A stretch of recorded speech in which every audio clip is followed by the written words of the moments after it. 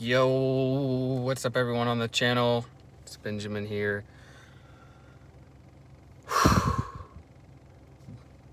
Y'all know what's coming up next, right? 2020. See you next decade. Peace out. Nah, that's not the end of the video. But, the best time of the month is January because you go to the gym. If you go to the gym, you see there's so many new people.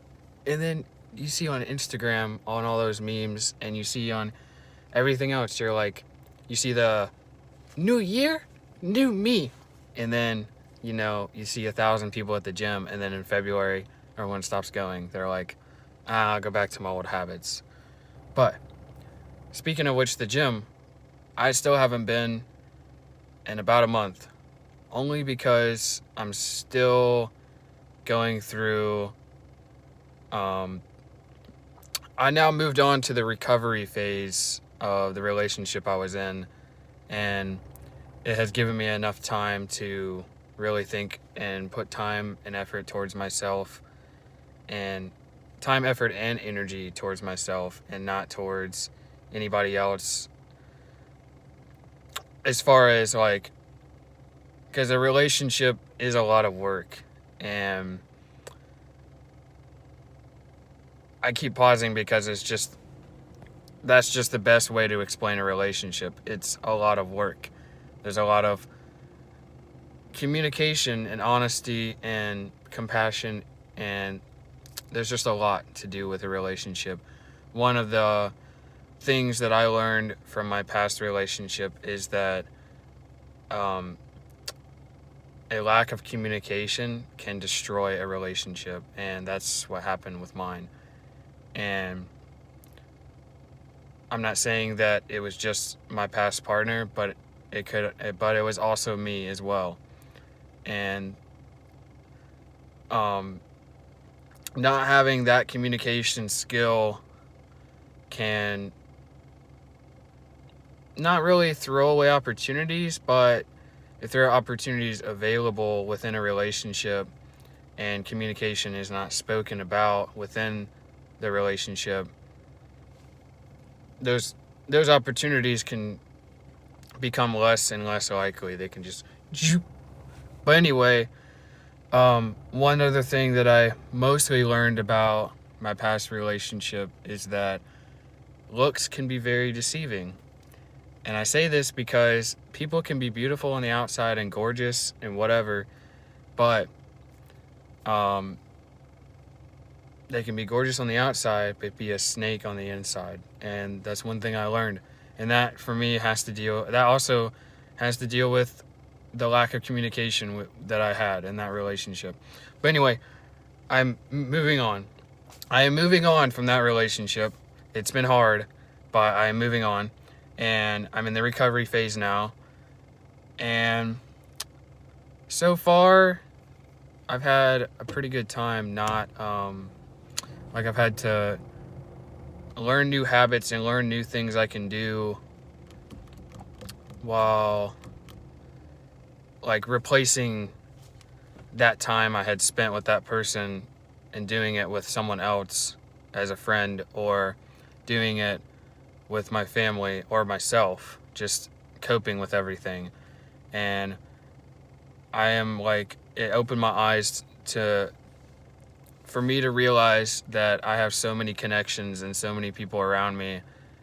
It really opened my eyes because I was in a spot where I just felt so exposed and so weak. And I'm not gonna lie, I had some people try to use my feelings because they knew I was in a weak spot and they could manipulate me, which I learned to control that to where that wouldn't happen. And it did happen with one person, but I had to cut them out, and now I'm better off without that person. And which, if you ever see this video, but anyway, everyone knows that there's always a savage side of me, that if you truly do mess with my feelings and the way that I do things and the way that I see things, and keep in mind, I'm a very open-minded person, but if you try to mess with my inner feelings, you will get the side of me that a lot of people don't like, and I turn into a gorilla. But anyway, back to the gym. That was a little bit of a summary of what's going on. But back to the gym, I haven't been in about a month because of all this stuff I've been going through, and then I might wait a few more weeks, or I might even wait another month just to help me emotionally. And I know a lot of people might be like, well, it might actually help you to go to the gym to spend that time on yourself and to help you get through things. But for me, there's a lot of energy required at the gym, and for me personally, I'm not ready for that yet. I need maybe another week or two to fully regain I know it's gonna take a few months still for my head to fully clear. Might even take a year for my head to really clear, to move on completely. But I'm trying my hardest to just, because I learned things about my past partner that changed my perspective about her, and I gotta move on from this. But anyway, if y'all haven't noticed, I got the new Apple Watch, the Series 5. I had the Series 3, and I actually just gave it to my mom for like a late Christmas present. The only reason why I stopped kind of using it, I paid it off like when I had owned it, but the only reason why I stopped using it is because I just got tired of like having a little ding, ding, ding, ding, ding on my wrist, and I was like, and then over time, I started turning off notifications on my phone, and then I realized, I was like, okay, well, if I can do that, I can do it on the watch now, which you can do in the beginning, but I wasn't really thinking. I was just like, I'm tired of this crap. So I stopped using it. Plus I got a crack in it and it started messing up at work. So I was like, I'm not going to use this anymore. And then I started just forgetting to put it on. I was like, screw this. I already own it. I don't have to wear it if I don't want to. But so I waited a few years to see if Apple would come out with anything breakthrough worth. And so on this new watch, they have this thing called always on display, and they use this LTPS, like a low temperature blah blah blah screen, that basically it refreshes at 1 hertz per second or something like that. The refresh rate is 1 hertz, and that basically means that it doesn't use that much battery to light up your screen. Like, you can just glance at your watch, like I can glance at it and it won't, like, because I know before all the other watches, you'd have to like do this and it would light up the screen and tell you what time it is or whatever you needed to look at. But now you can just look over at your wrist and you don't have to worry about it. Does now on the, let's see, it does do this kind of night mode, like where the screen gets darker, but if you put it up to your wrist, like you do like that kind of motion, it will light up the screen more when it realizes that you're actually trying to look at it. But I could see Apple doing something where, I'm trying to think, I could see where they do something like where it has some sort of facial recognition in the watch, but that's probably either next year or a few years, or they may never do that because it is just a smartwatch. But for me, when somebody is like, oh, I want a Rolex or I want like an expensive watch, I'm like, well, I'd rather just get an Apple Watch or a smartwatch, because there's so much technology in it. And I mean, the only thing that you get out of a Rolex is status and the time and whatever features that it might either have. What the features that they might add in there. But what's a watch for? To check the time. But I mean, and that's the idea of a watch. But Apple and other companies like Samsung and Fitbit, they all took it a little bit further, and they said, what can you do with a watch? Well, you can do this, this, this, and this. And it's just technology. Technology changes over time, and you just have to learn to adapt to it. Just accept diversity through, it's kind of weird saying that, accept diversity through technology, but because diversity is usually something associated with races and stuff like that, or cultures. But anyway, there is diversity in technology because some people have Android and some people have iOS or Apple.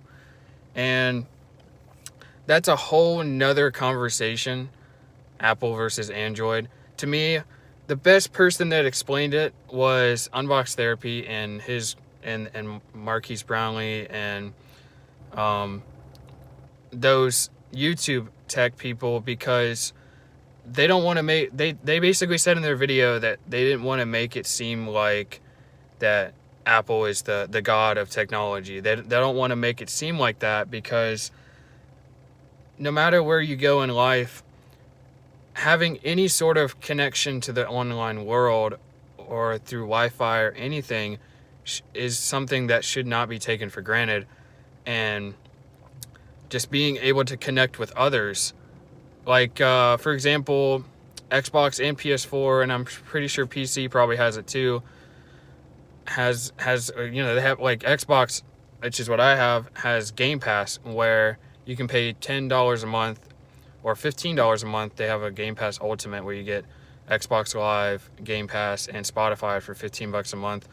But regardless, if you already have Xbox Live but you don't have enough money to spend on new games, you can just get Game Pass, and it has like hundreds of games that you can all download within the store or whatever. And to me, that's just like, it's just another way to bring people into the gaming universe without having to capitalize the gaming market. And it just like, it's kind of like, I don't know, it's not the same as it's still technology, but it's not the same as like a smartphone world. But I guess the moral of the story is that people are going to have different ways to connect to you or to someone else, and judging their ways of using for them connecting is wrong. And you really should just appreciate that you're able to even talk to them or interact with them in the online community. And I think a lot of people, they get past that and they start taking it for granted, and they're like, oh, you don't have an iPhone, blah blah blah blah blah. But see, like, for me, the main reason I have an iPhone or any Apple product, because I have to admit, I have stepped out of the ecosystem and I'm trapped in the ecosystem. But there's only one thing that keeps me in the ecosystem, and that's privacy, which Apple, for me, with the research I've done, Apple has the strongest privacy. And you got people like Facebook that you hear all around that they're stealing everyone's privacy. So, I mean, everywhere you log into a website, it says sign in with Facebook, and I don't do that anymore, because that's old to me. But anyway, this chat went from Jim, new year, new me, went from new year, new me, to break up, broke me, to back to the gym, and then it went to technology with the Apple Watch. It's just, I always find it crazy that these that's why I like doing these chat videos, because anything can happen in this conversation that I have. Because you think about it, I talked about an Apple Watch, and it can go, and I led into the fact that technology is sometimes, or is, taken for granted, and people need to realize that everyone has their own way of connecting online, and you just need to accept it for what it is and not just start going around. That's why I said I like what Unbox Therapy says, or because he just says that, everyone has their own way of connecting. That's why I like the Game Pass idea and what PS4 has, and probably PC has too. It's just, everyone has some sort of way of connecting, and judging that way of connection is wrong. Especially because, everyone has different financial structures and things in their life that cause them not to have the greatest thing, but you still need to be appreciative. Like, for example, mostly everyone in my family has an iPhone, and my sister has one of the new Galaxies, and there's no issue between me and her having a connection. And I don't see, for me, I just don't like Android because I've owned one, and I just don't like the operating system. It's just kind of laggy to me. But it's not gonna make me not talk to my sister because she has an Android and I have an iPhone. I have to learn to adapt to that, and it's just opening up it's broadening your perspective and your ideas.